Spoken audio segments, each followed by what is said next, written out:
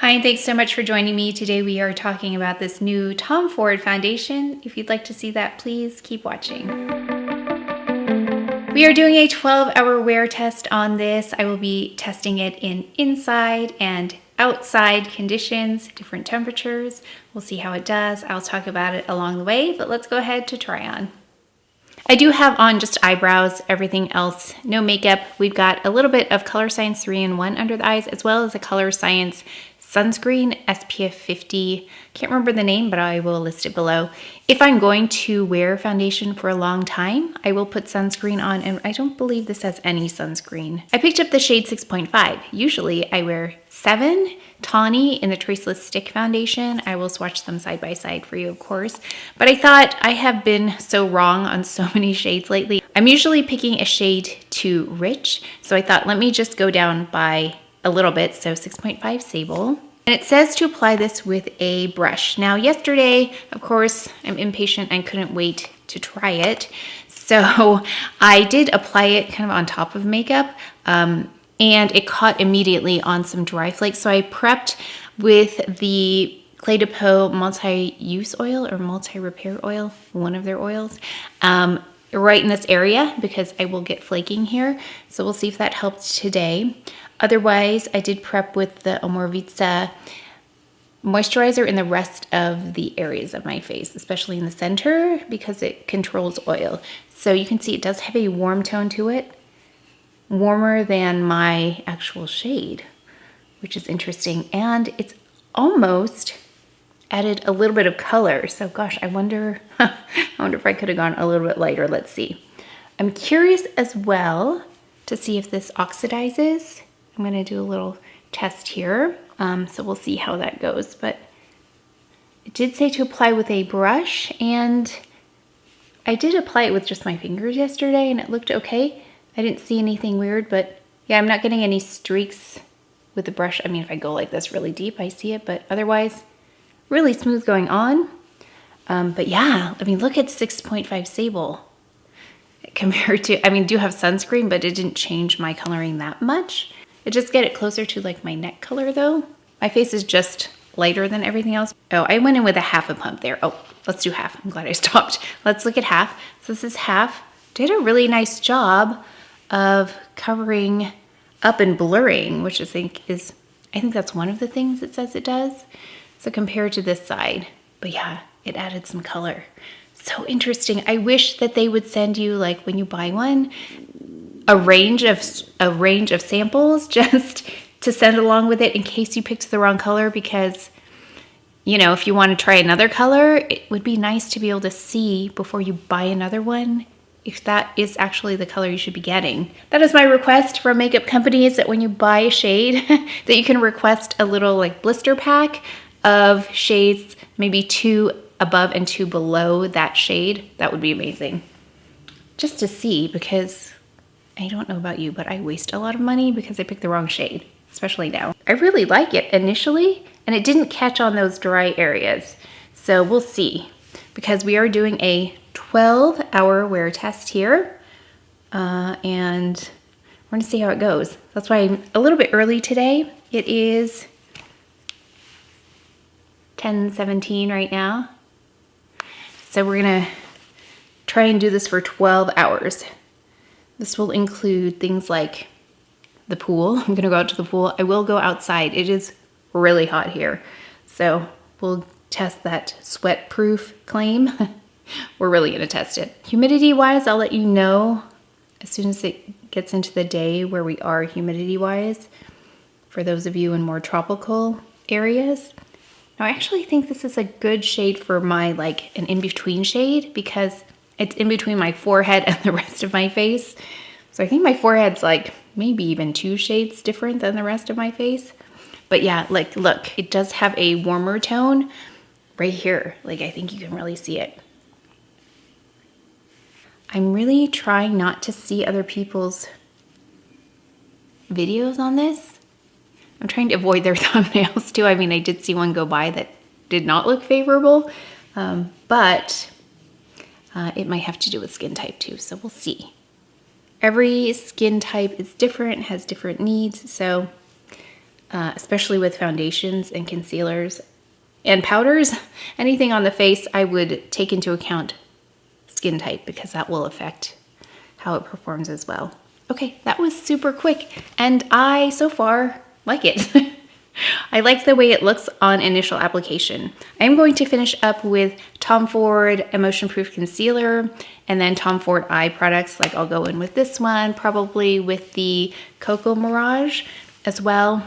I'll be back, we'll do the intro. And then I am though going to start using the vlogging camera from this point on because I feel like that one, gives you a lot of flexibility in where you can film, and then I can get in different light.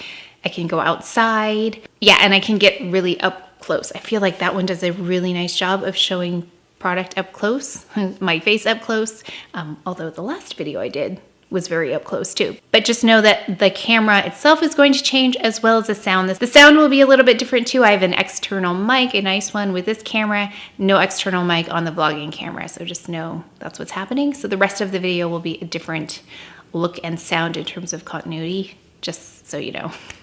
I'll do my makeup and then I'll do the intro. Okay, here's the check-in. This will be check-in number 1. I just filmed the intro. It takes a long time, like you're gonna be surprised at what time it is for me to do the rest of my makeup and my hair. Like I'm not a fast person when it comes to getting ready. It's very slow. I also ironed out these little things because they were all wrinkled. So that took some time as well. Okay, so I finished up with, like I said, Tom Ford Emotion Proof Concealer. I also still have studio lights on here. I went in with my Gucci powder in 5, Gucci bronzer in number 3, Chantecaille blush in Coral, that Manta Ray one. And then I did have to go in with the Chantecaille blur powder just in the center here because something was happening to concealer. I think it sticks out way worse in the vlog camera when the shade is a little bit off.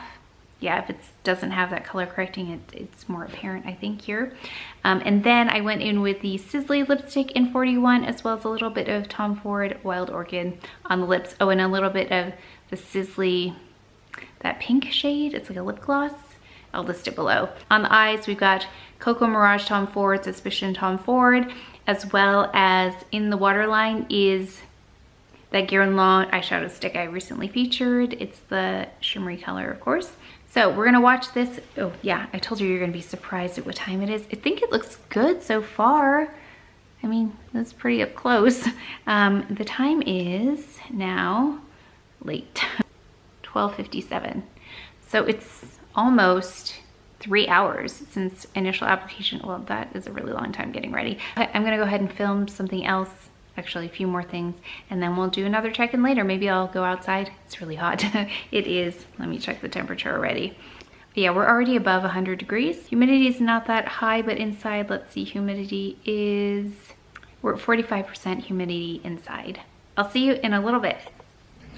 Just checking in here. I was outside eating lunch, over 100 degrees. I was out there for about, I'd say 10-15 minutes eating. I think it's about 2:45, so it's about 4.5 hours past initial application.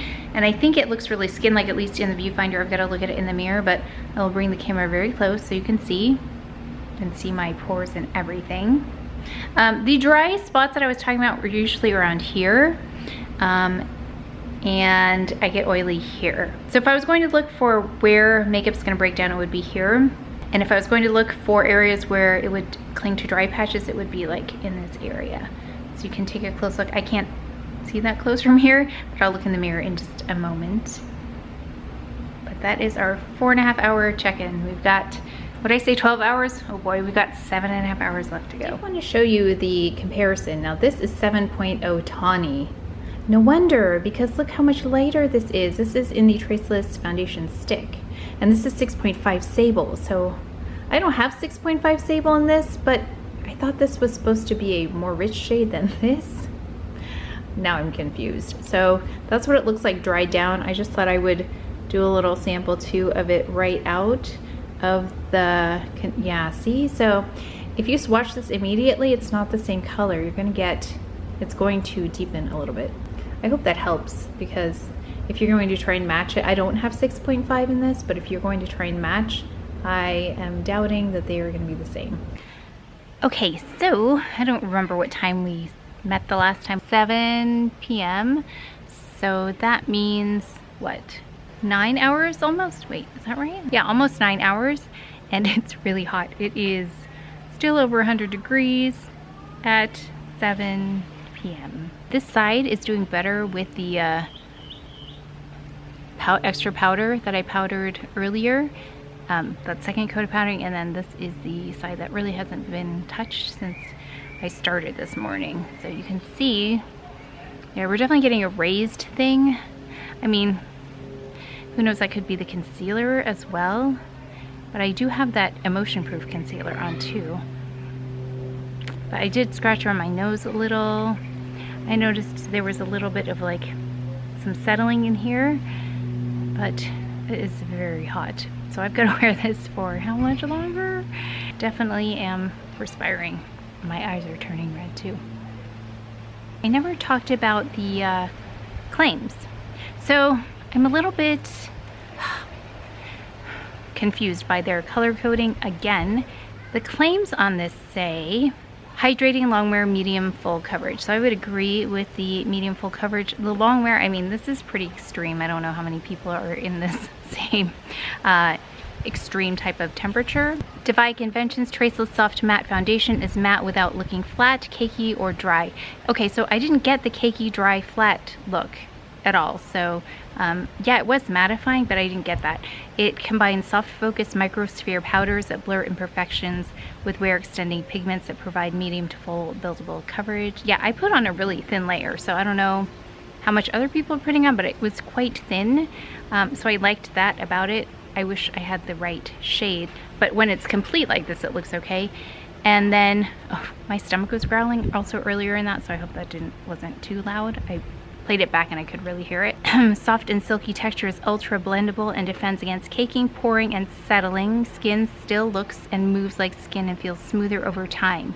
So that's an interesting one, feels smoother over time, even after foundation has been removed. So I don't know what that means, if it's like a skin, treats the skin texture over time. There must be something in here. Even after foundation is removed, claims cannot be used in the UK. That is interesting. Why is that? Why can't the claims be used in the UK, but is that like location specific? That is kind of a funny little claim, isn't it?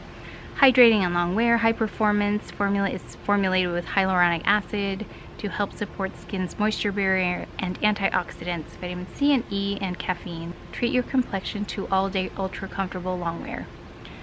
Okay, 40 shades. It says looks and feels I mean, I got a really skin-like finish, I thought. I don't know. I mean, it's doing better than most, I think, do under these circumstances. Non-cakey, non-settling, color true for 24 hours, and resist fading. So I don't think it's faded. I do think it oxidized though. Humidity and sweat resistant, yes, not proof, but resistant. It's not like moving all over my face. Dermatologist tested for all skin types, non-comedogenic. Maybe at the end of the day, let's see how it looks. 3 more hours. Really would like to wash my face right now, but I'm gonna go for a swim, and maybe towards the end I will put my head in the water and see what happens, because that might be kind of interesting. Okay, we made it. It is, let's see, it is now 10:20, so we've gone over 12 hours at this point. So I wanted to just show you really close. I went swimming and accidentally got part of my chin in the water, so that might be why that's rubbed off. I thought too, I was gonna try and find like a blotting paper to see if I blotted that, what would happen. I couldn't find one. I know I have them, but I thought I'd take a beauty blender and just kind of press it in, but I want you to take a look. I feel like that's maybe, let me look in the mirror, that's where I had the biggest issues, was right here. I didn't really have any dry, is that dry skin? I don't really have any flaking. I mean, that's dry skin right there. But yeah, this did really, like these parts right here, I noticed at the last playback, these looked really nice. So if you have really nice skin and it's more on the oily side, you'll probably do really well with this. With these pores here, I wonder what it'd be like with no concealer, but that's not how we do our makeup. That's not realistic for me. But if you have skin like this on your whole face, you'll probably have a really good experience with it. I mean, you can really see that's concealer standing out now, but I'm just gonna press that in and see. Okay, I was just curious if that was gonna do anything. But I want to get a last look, but I'm gonna go in the pool and just see what happens. I mean, I don't think it claims to be waterproof, but we made it this far, so let's just see. But final thoughts on this foundation. I wish I got the right shade because I don't think 6.5 was it. It needs to be a little bit lighter. And it also was quite warm, 6.5. And then in terms of the finish, I really liked the finish on my skin type. Like I said, when I put it on and I had dry flakes to begin with, that was not a good thing. Actually, I didn't really notice the dry flakes until I put on the foundation. So that's what happened. If you have dry flakes, you probably won't like this foundation, but if you have more oily skin, you'll probably like it quite a bit. I mean, it did really well, and that was extreme temperature. Most of the time by this point, let me just take a look. Yeah, most of the time by this point, there were like marks in my face and there was makeup sliding all around. So if you have more oily skin, you know what I'm talking about, where it just like things start clumping around in weird areas on the face. This stayed pretty even. It didn't pool in any strange places or really increases that much. So I'm impressed with it, and it's not like it's uncomfortable. I mean, I would have liked to wash my face earlier when it was so hot. But now that it's cooled down, it actually isn't. I mean, it looks, actually my husband said it looked really good. So if your skin type is like mine, where you are more oily, especially in the summer, you live in a more hot climate, this might be something for you. I will now go ahead and look at my friends' videos and see what they thought. And I'll leave any notes below as I discover anything. There are actually a lot of foundations I like that don't perform this well in this kind of heat. So that was my experience with a very hot day, wearing it more than 12 hours. I'm gonna go put my face in the pool, see what happens. I'll check back right in before I wash all of this off, but I thought I'd at least leave you with my thoughts there in case this comes back as a complete mess in a moment. So there we are, just went in the pool. It definitely is coming apart a little bit, not terrible, and that was just for fun. And the mascara is waterproof as well. So just wanted you to take one more look. I hope that was helpful for you in case you were wondering about this. Again, the hardest part isn't going to be selecting the shade.